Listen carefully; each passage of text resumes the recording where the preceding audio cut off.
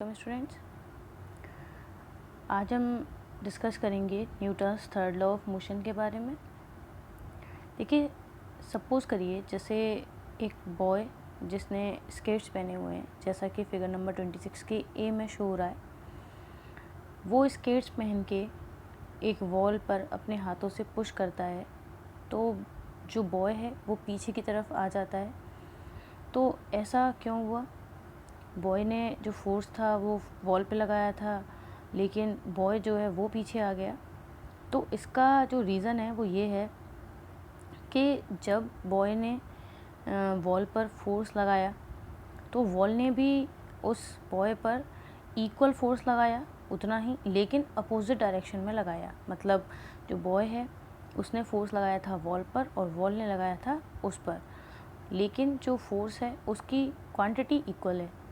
मतलब जितना ही अमाउंट में, मतलब जितनी वैल्यू फोर्स की थी जो बॉय ने लगाया था वॉल पर, उतना ही फोर्स वॉल ने किस पर लगाया था? बॉय पर, जिस वजह से बॉय जो है वो पीछे की तरफ आ जाता है।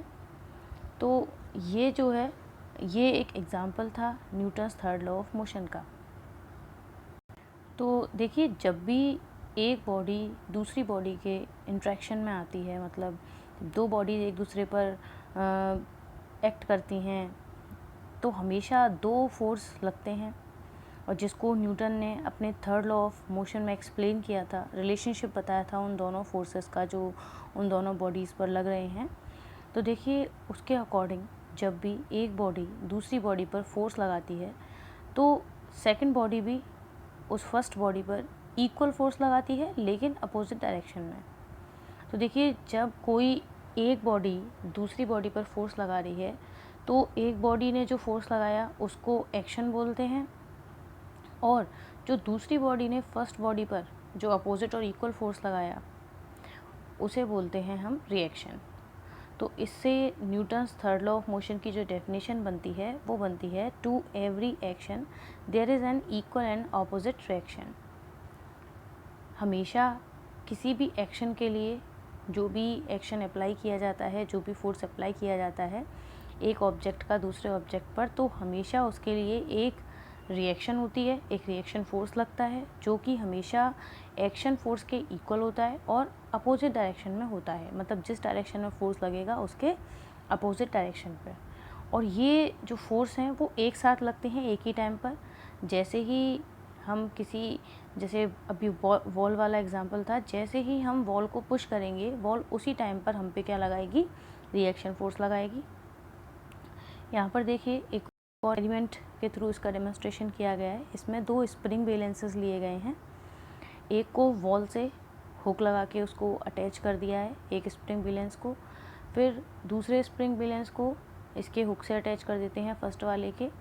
फिर हम सेकंड वाले जो ए वाला स्प्रिंग बैलेंस है उसको खींचते हैं, उस पर फोर्स लगाते हैं। 4 न्यूटन का हमने फोर्स लगाया जो हमारा एक्शन है, तो इसका इफ़ेक्ट किस पे दिखाई देता है? हमें बी पर, जो कि क्या होगा? रिएक्शन।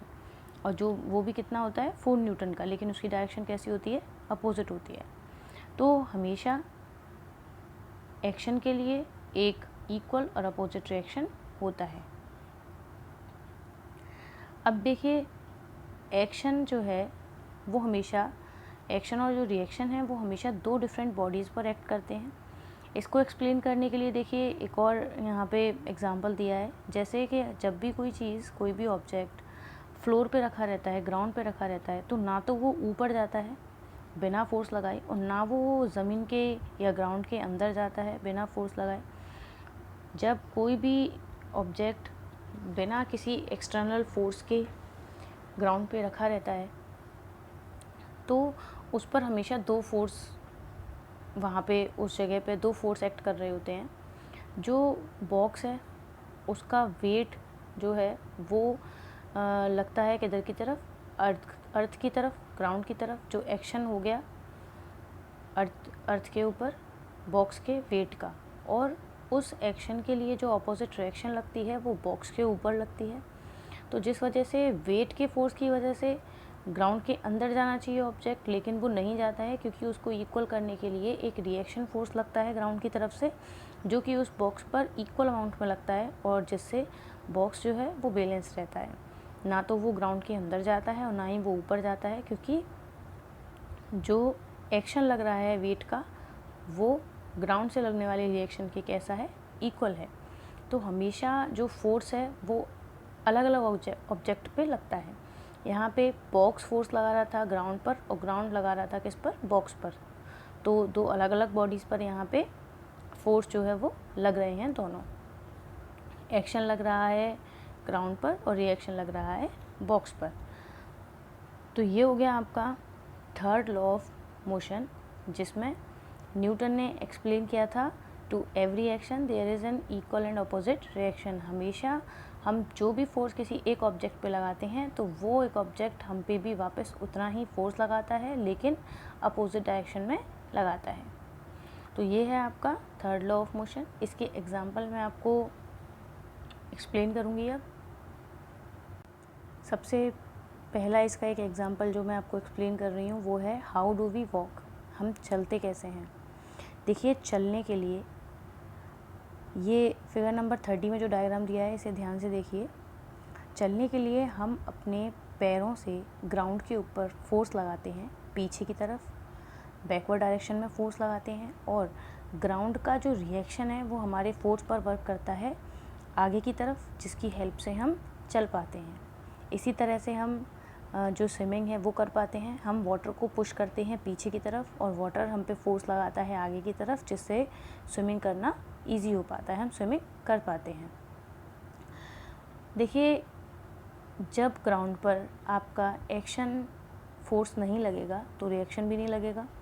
तो वो रीज़न है कि जब हम स्लिपरी ग्राउंड पे चलने की कोशिश करते हैं, जैसे कहीं पे आइस है या कहीं ऑयल गिर गया है या कहीं पे वाटर है, बहुत स्लिपरी ग्राउंड हो रहा है, तो वहाँ पे चलना डिफ़िकल्ट इसलिए होता है क्योंकि हम प्रॉपरली फोर्स नहीं लगा पाते हैं ग्राउंड पर। और जब हम फोर्स ग्राउंड पर नहीं लगा पाएंगे तो जब एक्शन नहीं होगा तो रिएक्शन भी नहीं होगा, इसीलिए हमें ग्राउंड का जो फोर्स है वो नहीं मिलेगा, जिसकी वजह से हम चल नहीं पाएंगे। तो देखिए, ये मैंने एक एग्जांपल एक्सप्लेन किया है आपको। इससे रिलेटेड और भी कई एग्जांपल हैं जो मैं आपको नेक्स्ट वीडियो में एक्सप्लेन करूँगी, जिन्हें समझने के लिए आपको सबसे पहले ये पूरा वीडियो अच्छे से समझना होगा। पूरा थर्ड लॉ ऑफ मोशन जो मैंने आपको एक्सप्लेन किया है उसे अच्छे से समझना होगा और ये एग्जांपल समझना होगा, और बाकी एग्जांपल मैं आपको नेक्स्ट वीडियो में बताऊँगी। Thank you.